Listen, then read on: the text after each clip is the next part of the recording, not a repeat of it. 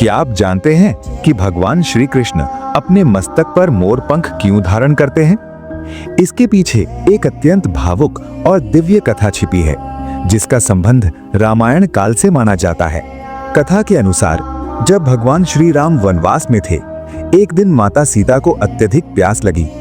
चारों ओर घना वन फैला हुआ था, पर कहीं भी जल का कोई स्रोत दिखाई नहीं दे रहा था।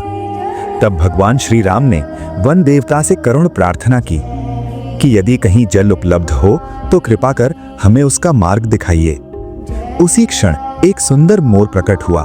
उसने विनम्रता से श्री राम से कहा, प्रभु, मुझे ज्ञात है कि जल कहाँ है।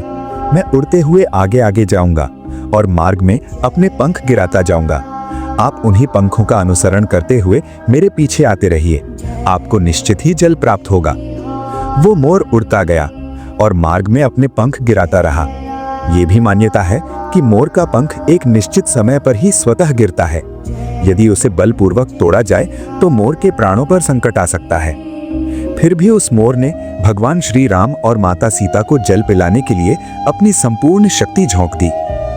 कहा जाता है कि इस प्रयास में वो मोर मृत्यु के समीप पहुंच गया।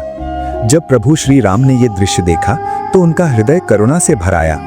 उन्होंने मोर से कहा, तुमने मेरे लिए अपने प्राणों तक को दांव पर लगा दिया है। मैं इस उपकार को कभी नहीं भूलूंगा।